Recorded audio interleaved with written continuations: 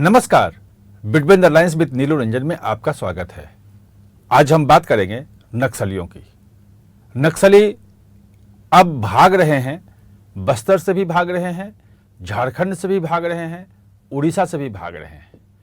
आखिर अमित शाह ने ऐसा क्या कर दिया कि नक्सली अपने गढ़, जो उनका अभेद्य किला माना था, जो दुर्ग था, जिस पे सुरक्षा बल पहुंचते नहीं थे, जिसको कहा था अबूझमाड़ का जंगल, जिसको कोई जानता नहीं है, जो सरकार को ही पता नहीं था कि वहाँ क्या क्या है, कौन कौन से गांव हैं, और वहाँ कोई घुस नहीं पाता था। वहाँ हर जगह से नक्सलियों को भागने पे मजबूर कर दिया अमित शाह ने। क्या रणनीति बनाई और भाग के कहाँ जा रहे हैं, इस बात के संकेत अमित शाह ने खुद दिए कि कहाँ जा रहे हैं, और चेतावनी भी दी कि भाई इनको शरण मत दो। और ये भी कहा कि जो बातचीत करने के लिए, कांग्रेस को भी चेतावनी दी कि बातचीत करने की जो बात कही जा रही है वो नहीं होगा, और अगर कोई किसी नक्सली के पास हथियार है तो वो मारा जाएगा। आत्मसमर्पण करें, आत्मसमर्पण की नीति है, उस नीति के तहत उनको सारी सुविधाएं दी जाएंगी, लेकिन हथियार बंद नक्सलियों से कोई बातचीत नहीं होगी। और दूसरी तरफ पहली बार देखा जा रहा है कि मॉनसून शुरू हो चुका है, पूरे देश में हर जगह मॉनसून आ चुका है। मॉनसून के समय में नक्सली भी अपना ऑपरेशन बंद कर देते थे, चुपचाप बैठ जाते थे सुरक्षित ठिकानों पे, और सुरक्षा बल भी ऑपरेशन बंद कर देते थे। लेकिन इस मॉनसून में जब नदी नाले हर तरफ भर गए हैं, जंगल के बीच में भी हर तरफ नदी नालों में पानी भर रहा है, ऑपरेशन रुका नहीं है, ऑपरेशन जारी है। और इसमें बीच में अभी 2 दिन पहले 2 माओवादी नक्सली, जो महिला थी, उसको मुठभेड़ में मारा गया। वो बात यह है कि आखिर इस मॉनसून के समय में भी इतनी सटीक जानकारी, इतना सही ऑपरेशन कैसे हो रहा है, जानकारी कैसे मिल रही है, और अमित शाह ने कैसे पूरा का पूरा चक्रव्यूह रचा, क्या उनकी रणनीति थी, कितने स्तरीय थी, ये समझना अब थोड़ा सा ज़्यादा महत्वपूर्ण हो गया है। क्योंकि नक्सली खत्म हो रहे हैं, और इतनी जल्दी कैसे खत्म हो गए ये जानना जरूरी है। और प्रधानमंत्री ने आने के बाद कैसे, पहले राजनाथ सिंह को जब गृह मंत्री थे, और उसके बाद अमित शाह को नक्सल विरोधी ऑपरेशन करने की छूट दी और हर तरह से मदद की, पीछे खड़े रहे। अगर प्रधानमंत्री का सहयोग न होता तो शायद इतनी चीजें नहीं हो पाती, क्योंकि ये सिर्फ पुलिस की कार्रवाई नहीं थी। जो अमित शाह का पूरा की रणनीति थी, ये कहा जा रहा है, जो बता रहे हैं, जो समझ में आ रहा है, वो त्रिस्तरीय रणनीति थी। एक स्तर तो पुलिस का ऑपरेशन का था, पुलिस को ऑपरेशन को बहुत मजबूत किया गया, पुलिस का कोऑर्डिनेशन बढ़ाया गया। जो डीआरजी के जवान थे वो उनको साथ में रखा गया, कोबरा बटालियन जो सीआरपीएफ की थी उसको रखा गया, और इस जो राज्य पुलिस है वहाँ।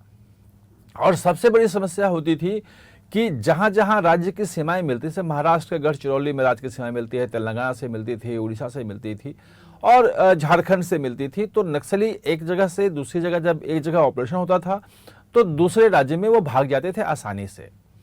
तो उसके लिए संयुक्त दल, मतलब दोनों राज्यों के पुलिस का और सीआरपीएफ का एक ज्वाइंट जो है वो ऑपरेशन ग्रुप बनाया गया हर जगह, और सीमाओं पे उनको ऑपरेशन की जिम्मेवारी दी गई। और एक एक नक्सली का जो था, उसको कैसे ऑपरेशन करना है, उसके लिए सिक्योरिटी गैप को भरना शुरू किया। और सबसे बड़ा जो महत्वपूर्ण काम है वो सिक्योरिटी गैप को भरना था। लगभग 500 के आसपास फॉरवर्ड ऑपरेटिंग बेस जो है वो सुरक्षा बलों के बनाए गए।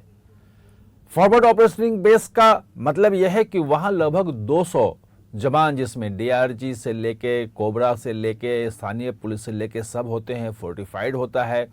उनको तमाम अत्याधुनिक उपकरण दिए, ड्रोन से सजाया गया, स्नाइपर राइफल दिए गए, और लगभग ये कहा जा रहा है कि अब हर 8 किलोमीटर की दूरी पे एक कोई ना कोई जो है फॉरवर्ड ऑपरेटिंग बेस जो है वो तैयार है, ऑपरेशनल है। अब इससे हुआ क्या कि सुरक्षा बल पहले बहुत दूर जाना पड़ता था, कई किलोमीटर अंदर घने जंगल में जाकर अगर आप ऑपरेशन कर रहे हैं और जब लौट रहे हैं तो आपको लग जाता था ज़्यादा समय, और उसमें जो घात लगाए बैठे होते थे नक्सली, वो निशाना बनाते सुरक्षा बलों का। 2010 में आपने देखा कि एक बार में ही 76 जवानों को मार दिया। कभी ऑपरेशन करके लौट रहे जो है 26 जवान मारे गए, कभी 16 मारे गए। इस ढंग से होता था। लेकिन हर 8 किलोमीटर पे होने के बाद अब जवान अगर नक्सली के होने की सूचना है तो जाते थे, ऑपरेशन करते थे और शाम तक सुरक्षा कैंप में लौट गए। हर 8 किलोमीटर पे लगभग दायरे में है। इसका फायदा यह है कि अगर कहीं कोई सूचना है कि यहाँ पे नक्सली हैं तो कई जो एफओबी के जवान हैं वो एक साथ चारों दिशाओं से वहाँ पे ऑपरेशन के लिए निकलते थे और उनके बीच कोऑर्डिनेशन का बेहतरीन होने के कारण वो ऑपरेशन सफल होने लगे।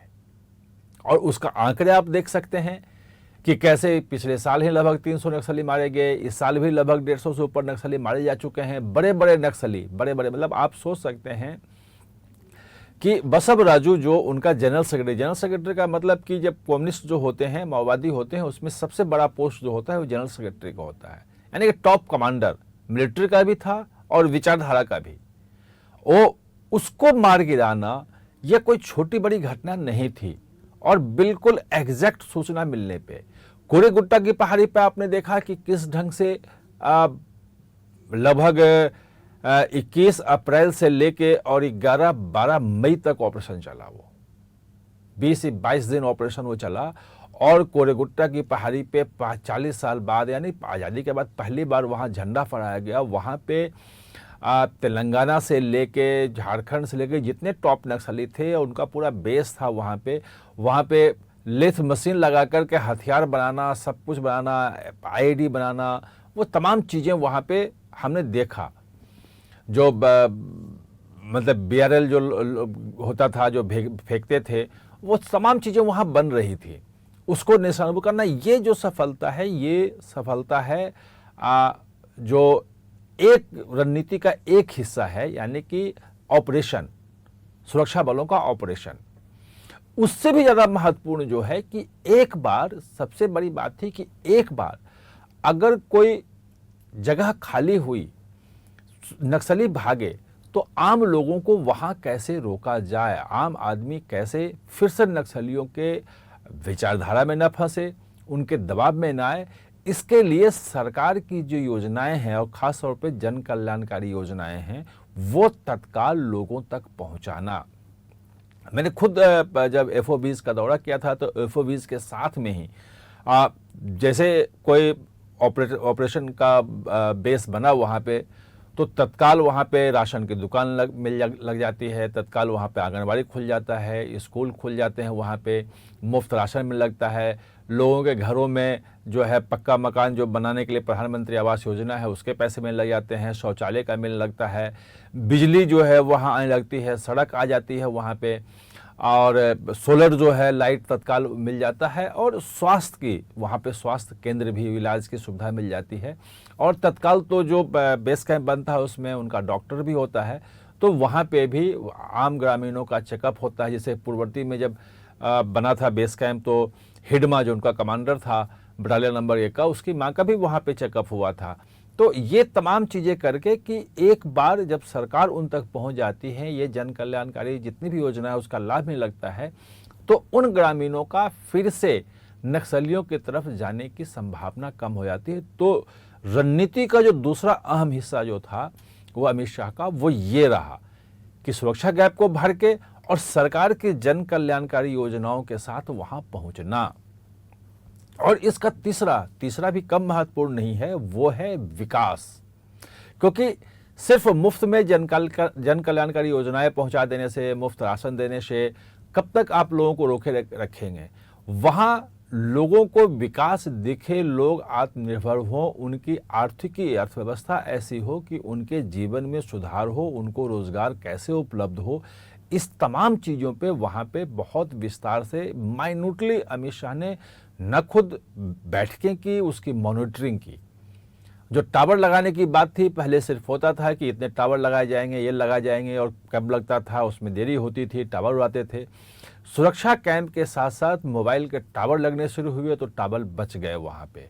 और ये नहीं कि इतने ही टावर लगाने, जहाँ जहाँ ज़रूरत है वहाँ वहाँ पे मोबाइल के टावर लगेंगे, निजी कंपनियां भी लगाएंगी। और सबको अमित शाह ने खुद कोऑर्डिनेट किया, सड़कों का जाल बिछाना कि वहाँ पे सड़कें पहुँचे, वहाँ पे लोगों के आवाजाही में सुविधाएं हों। स्कूल जो लगभग 350-400 स्कूल को भवन को जला दिया था, वहाँ पे बच्चे पढ़ाई नहीं होती थी, सब कुछ उन स्कूल भवनों को बनवाना, ये तमाम जो विकास योजनाएं हैं वो अमित शाह ने खुद मॉनिटरिंग की कि वहाँ वो पहुँचे। और तमाम मंत्रालयों के बीच की जो समन्वय का था वो भी सुनिश्चित किया कि ये विकास योजनाओं का लाभ मिले। और राज्य सरकार को भी ये नीति बनाने के लिए कहा कि इन इलाकों में चाहे पर्यटन हो या जो भी अर्थव्यवस्था से जुड़ी चीज़ें हों, कुटीर उद्योग हों, वहाँ पे सेल्फ हेल्प ग्रुप बनाने हों, ये कैसे आप कर सकते हैं, इसके लिए प्रोत्साहित किया। और राज्य सरकारों की बहुत सारी योजनाएं आ गई हैं, होम स्टे तक का आ रहा है, उन इलाकों में कैसे इन्वेस्टमेंट हो, किन किन क्षेत्रों में हो सकता है, उसकी नीतियां बन रही हैं। और सचमुच में एक बड़ा बदलाव आ रहा है। जो बस्तर ओलंपिक था पिछले साल, आपने देखा है, पहली परिकल्पना की गई कि जो आदिवासी लोग हैं, जो कहीं ना कहीं से फंसे हुए थे नक्सलियों के बीच में, वो बाहर निकल के वो खेलों में प्रदर्शन किया। लगभग 1.5 लाख लोग, बच्चे जो थे, युवा, उसमें भाग लिए और एक काफ़ी सफल बना था। और वो अब हर साल हर बार होना है उसको, तो एक इंगेजमेंट कैसे करें, ये माइन्यूट जो है पूरी न सिर्फ रणनीति बनाई बल्कि उसका इम्प्लीमेंटेशन भी करवाया और उसकी पूरी मॉनिटरिंग की। और तब जाकर के नक्सली जो हैं पिछले 4-5 साल में अगर देखेंगे तो पूरा उनका किला जो था वो ताश के पत्तों की तरह ध्वस्त होता चला गया। और अब उनके पास हथियार डालने के अलावा कोई उपाय नहीं है। जो मेरी सीआरपीएफ के बड़े अधिकारी से बात हुई थी तो उनका टारगेट ये है कि ह्यूमन इंटेलिजेंस बेस्ड, क्योंकि अब जन कल्याणकारी योजनाएं पहुंचने से, नक्सलियों के भागने से जो व्यक्तिगत जो सूचना मिलती है, नक्सलियों के जानकारी जो मिलती है वो बहुत आने लगी है।